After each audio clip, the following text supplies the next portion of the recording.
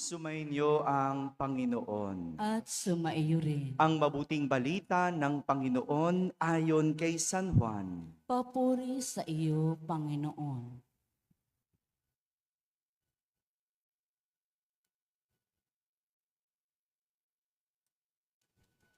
Noong panahong iyon, sinabi ni Jesus kay Nicodemo, "Huwag kayong magtaka sa sinabi ko sa inyo. Lahat ay kailangang ipanganak na muli. Umiihip ang hangin kung saan ibig at naririnig ninyo ang ugong nito.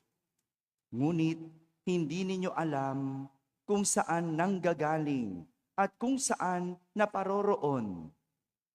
Gayon din ang bawat ipinanganganak sa Espiritu." "Paano pong mangyayari ito?" tanong ni Nicodemo. Sumagot si Jesus, "Guro pa naman kayo sa Israel, ay hindi ninyo nauunawaan ang mga bagay na ito? Tandaan ninyo, ang aming nalalaman ang sinasabi namin, at ang aming nasaksihan ang pinatotohanan namin. Ngunit hindi ninyo tinatanggap ang aming patotoo. Kung hindi ninyo pinaniniwalaan ang sinasabi ko tungkol sa mga bagay sa sanlibutang ito, paano ninyo paniniwalaan kung ang sabihin ko'y tungkol sa mga bagay sa langit? Walang umakyat sa langit, kundi ang bumaba mula sa langit, ang anak ng tao. At kung paanong itinaas ni Moises ang ahas doon sa ilang, gayon din naman kailangang itaas ang anak ng tao, upang ang sinumang sumampalataya sa kanya ay magkaroon ng buhay na walang hanggan." Mga kapatid, ang mabuting balita ng Panginoon. Pinupuri ka namin, Panginoong Jesucristo. Magsiupo ang lahat at makinig sa homilya. Magandang umaga po sa inyong lahat. Magandang umaga rin sa mga nasa barangay, sa mga nasa tahanan na nagsisimbabayo online, at sa lahat ng nasa abroad. Isang magandang araw po sa inyong lahat. Magandang umaga, pakibating ang katabi. Parang antok pa kayong lahat Ano? Salmo responsorio, hindi sumasagot. Talaga naman. Antok na antok. Walang gumagawa ng mabuti para sa ikapupuri ng Diyos ang nagdarahop. Alam niyo ba ibig sabihin ng nagdarahop? Naghihirap.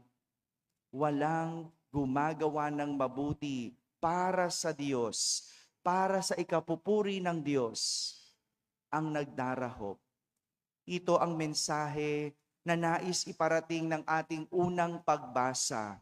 Ito ang naipakita ng mga alagad ni Jesus at ng isang Levita na taga Chipre na ang pangalan ay Jose. Lahat nagbigay para sa Diyos at hindi sila nagdarahop. Nagkaisa ng damdamin at isipan ang lahat ng mga sumasampalataya kay Jesus. Sabi nga, yung mga alagad na nangangaral ng salita ng Diyos, ipinapangalat ang mabuting balita, at yung mga tao na naghahandog ng kanilang mga kaloob. Ang ganda nun, no? Yung merong nagtatrabaho, meron namang nagbibigay. Nagbibigay para magampanan ang trabaho. Sabi sa unang pagbasa, nagkaisa ang mga sumasampalataya kay Jesus. Sabi, ibinubuhos ng Diyos ang kaniyang pagpapala sa kanila at walang nagdarahop. Parang pamilya. Parang sa pamilya, kung ang pamilya ay nagkakaisa ng damdamin, nagkakaisa, merong nagtatrabaho, meron namang naiiwan sa bahay, merong nagbibigay, meron naman nagsisinop.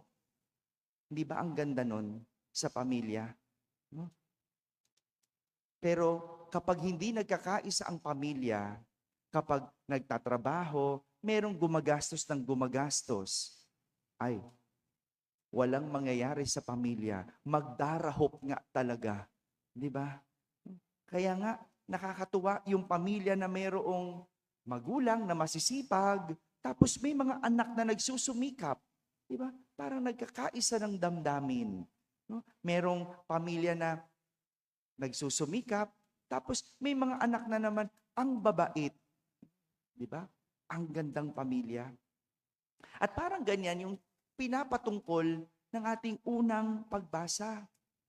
Kapag ang mga sumasampalataya sa Diyos, nagkakaisa ng damdamin, walang magdaraho.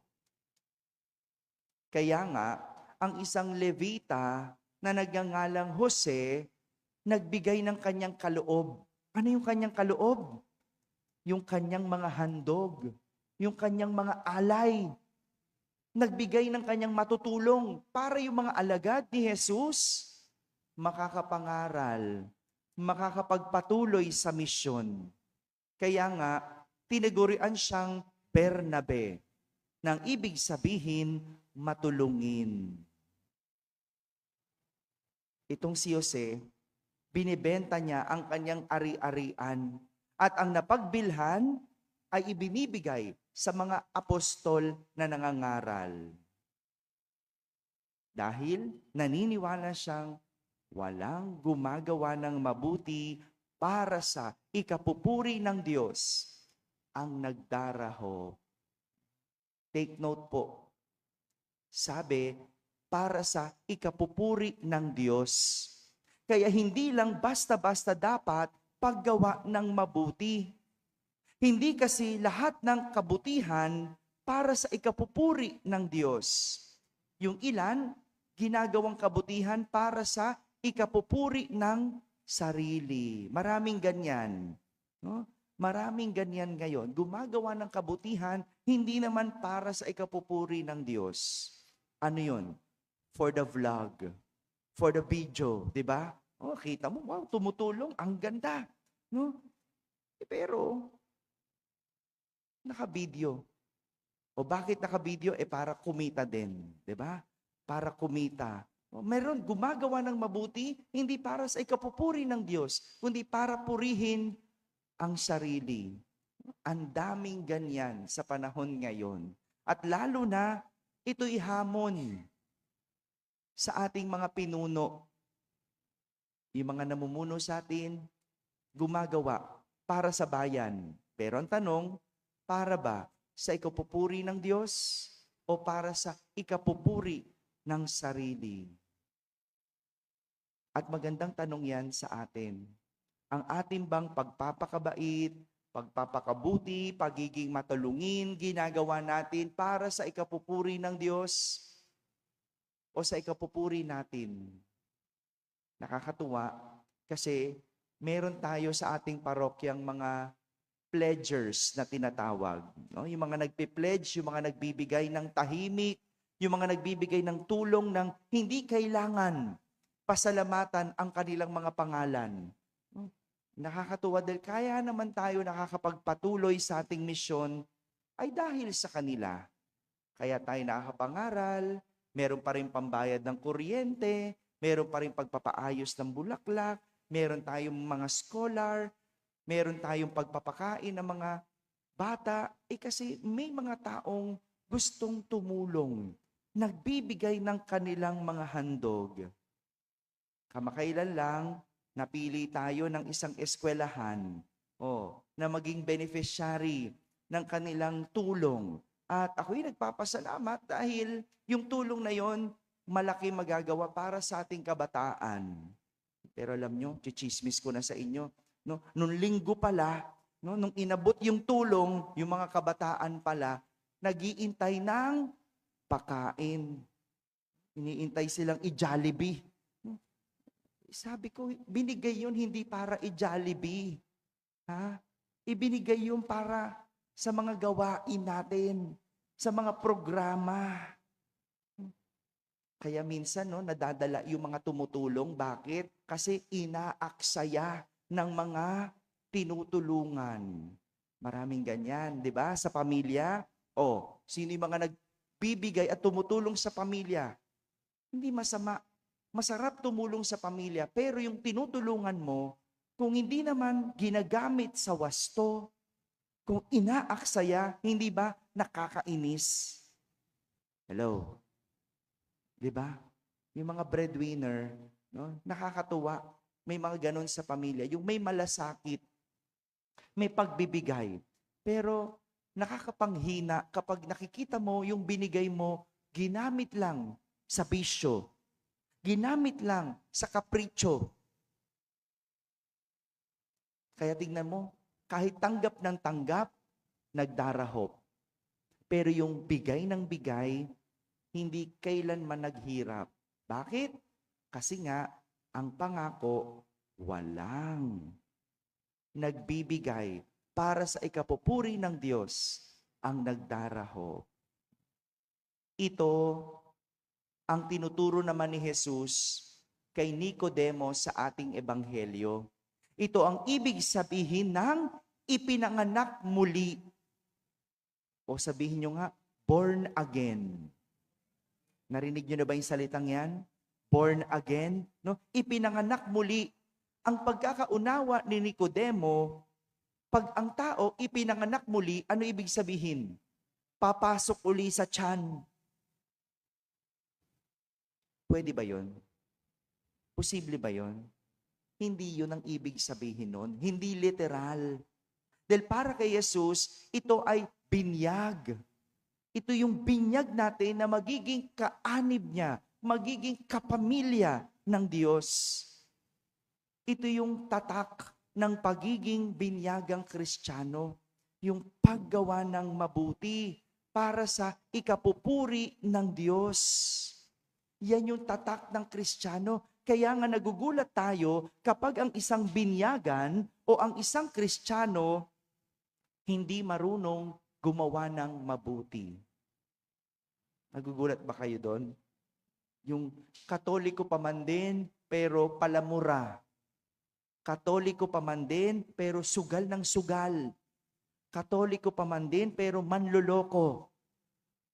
Hello? Nagugulat ba kayo doon? Hindi. Kasi marami kayong ganong kapitbahay. No, hindi na nagugulat. Pero nakakagulat dapat. Kasi paano naniniwala ka sa Diyos?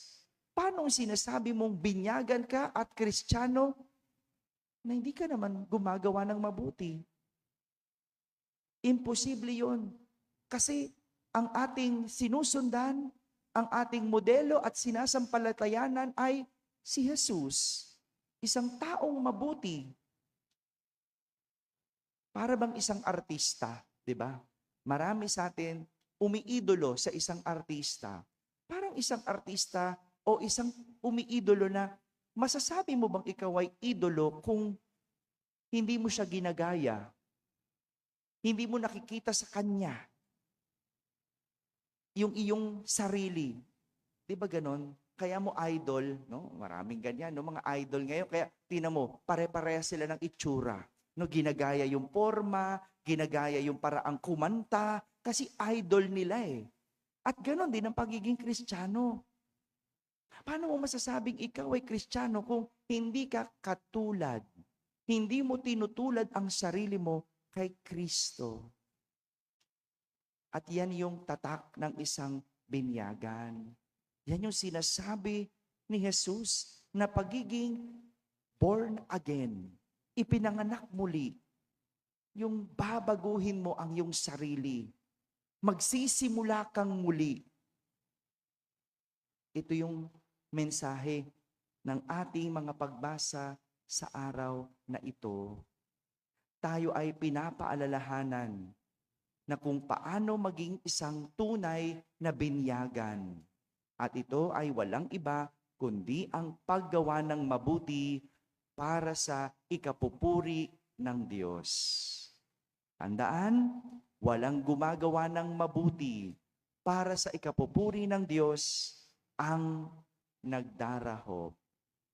Amen? Amen.